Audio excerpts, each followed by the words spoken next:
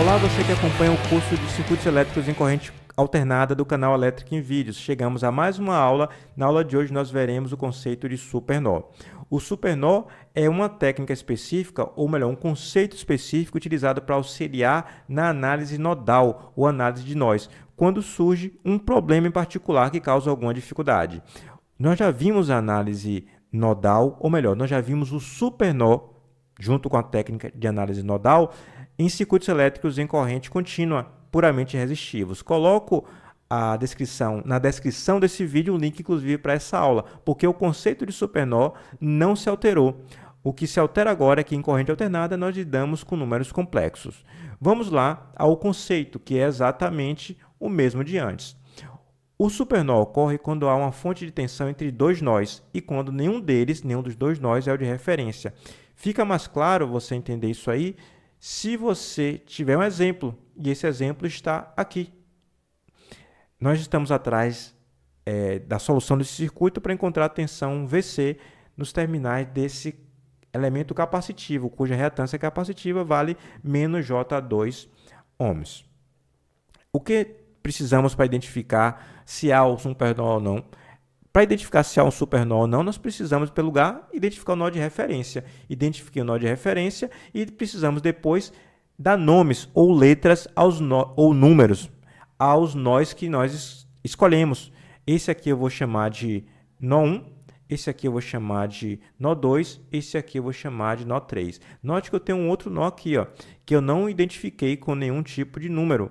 Esse é o nó, afinal de contas, nó liga dois elementos. E aqui tem um elemento fonte de tensão e um elemento capacitivo. Vamos discutir, em primeiro lugar, o nó 3. O nó 3 eu tenho entre ele e o nó de referência uma fonte de tensão. Ocorre um supernó quando há uma fonte de tensão entre dois nós. Então, corremos risco de ter um supernó aqui.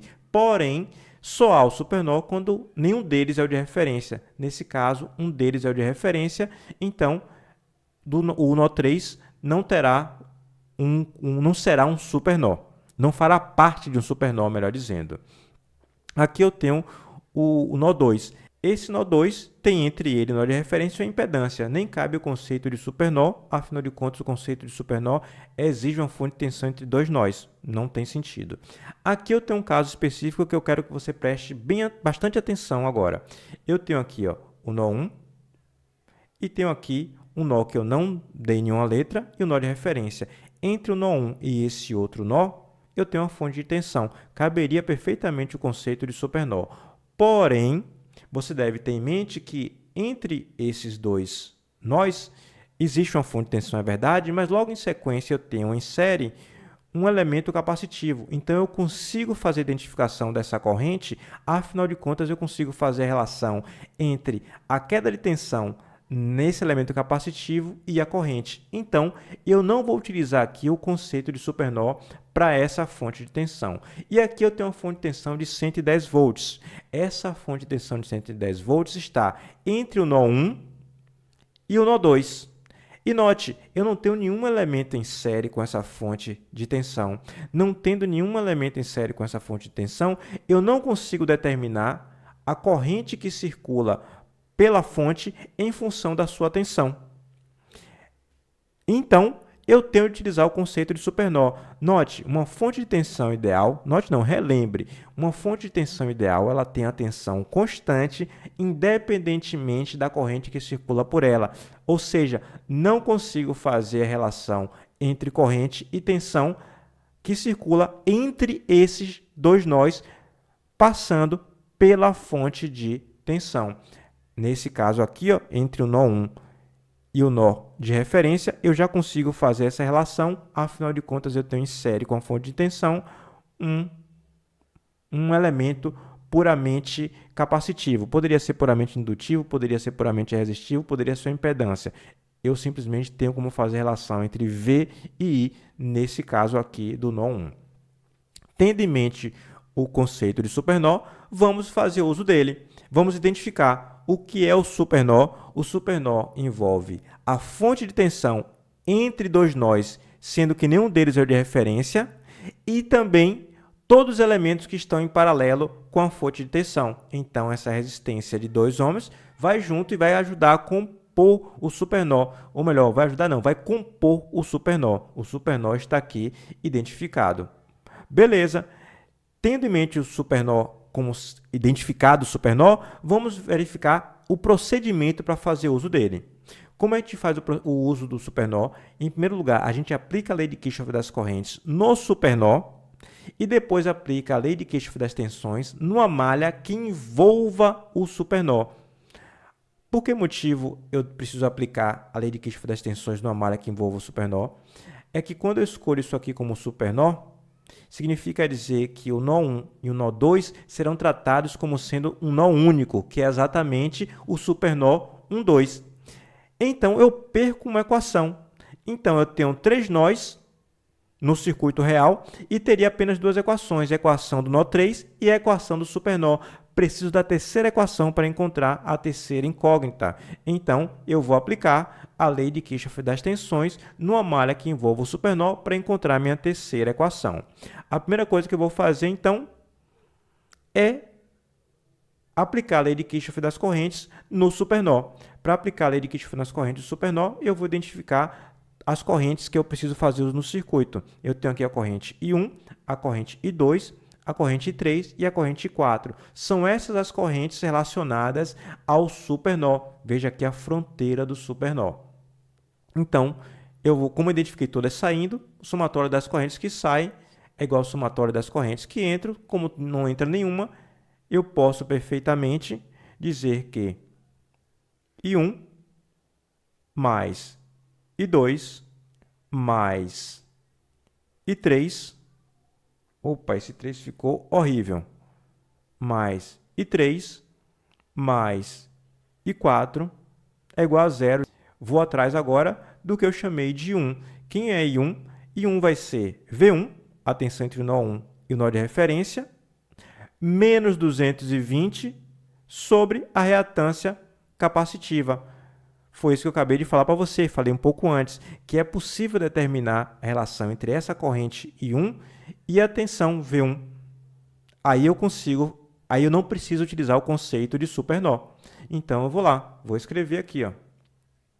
Vou escrever que V1 menos 220 sobre menos J2 é igual a I1. Quem é I2? I2 vai ser a tensão nesses terminais dessa impedância e dividido pelo valor da impedância.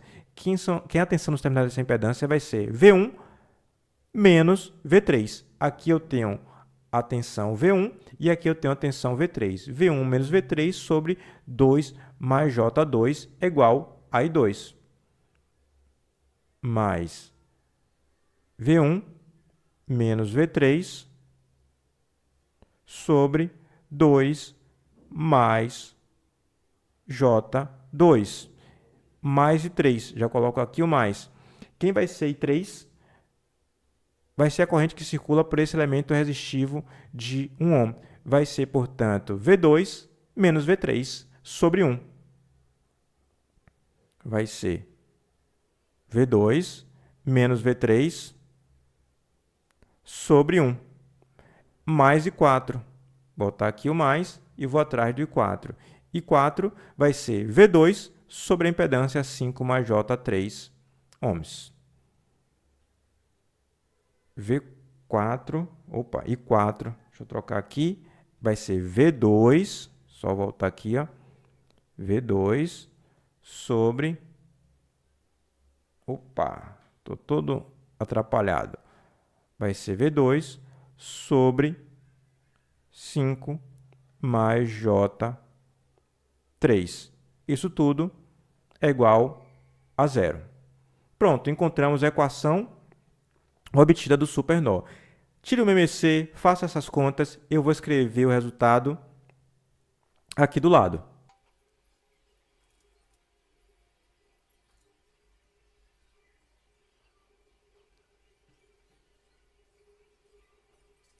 Peço a você que faça as contas e veja se eu errei alguma coisa. Se errei, me avise nos comentários para que eu faça a correção do vídeo. Vamos seguir então adiante. Agora que eu encontrei a equação baseada no uso da lei de Kirchhoff das correntes no supernó, que é o primeiro passo do nosso procedimento, eu devo encontrar uma nova equação utilizando a lei de Kirchhoff das tensões numa malha que envolva o supernó.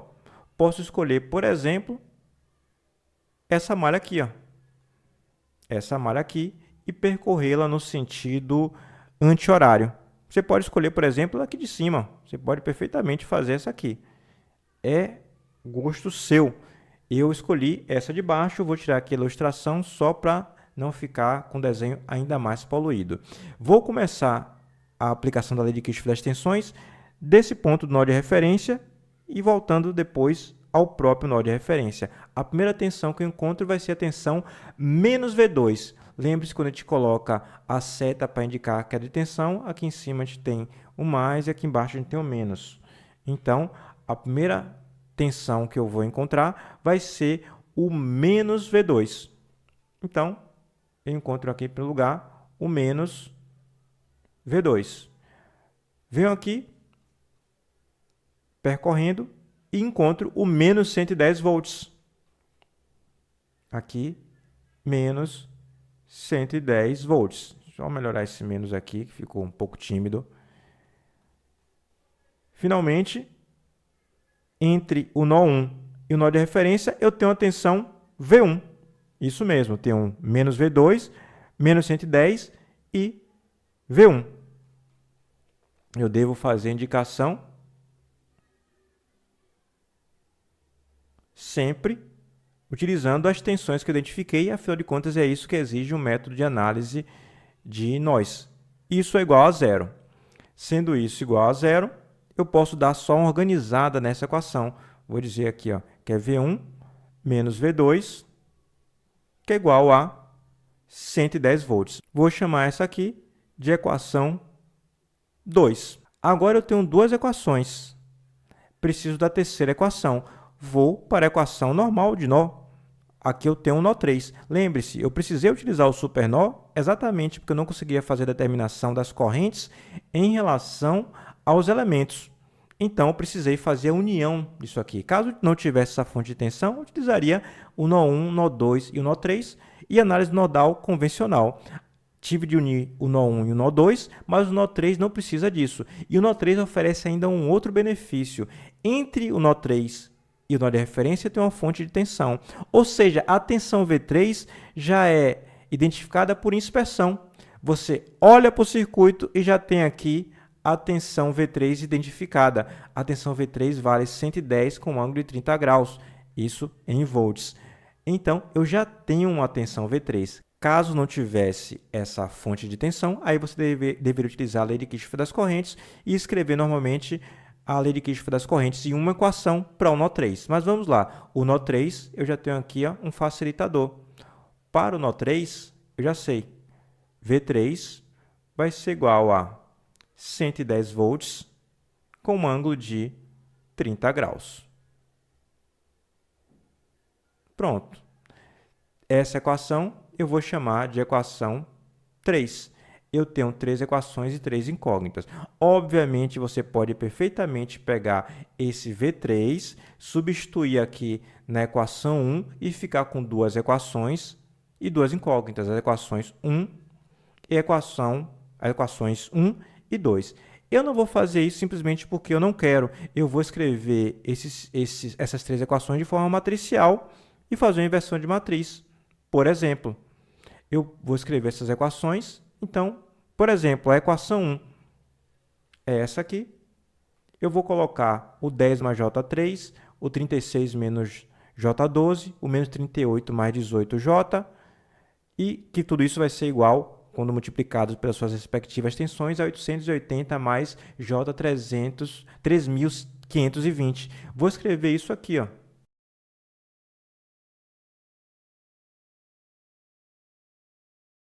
A equação 2, tenho aqui, você escreve 1, a equação 2 está aqui em cima, 1, menos 1, 0, já que V3 não surge aqui, vai ser igual a 110. A equação 3 vai ser V3 igual a um valor. Então, vai ser apenas V3 é igual ao valor, que nesse caso é 110 com um ângulo de 30 graus. Eu já fiz as contas e vou colocar aqui os valores.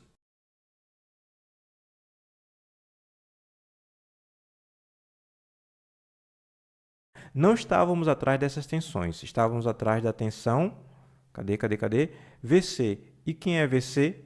VC vai ser V1 menos 220. Se eu tenho V1, tiro 220, eu encontro exatamente o VC que a gente está atrás. Então, eu tenho aqui, ó, dá ênfase então, a resposta, já coloco de cor diferente. VC vai ser igual a V1 menos 220 volts. Faço essa conta, afinal de contas, temos o V1 aqui também já encontrado. Eu encontrei 85,2 com um ângulo de 107,19. E aqui em volts, essa é a nossa resposta, por isso o destaque da cor em vermelho. Pronto, eu espero que você tenha entendido o método do Supernó. Veja as respostas, faça as contas para ver se acertamos.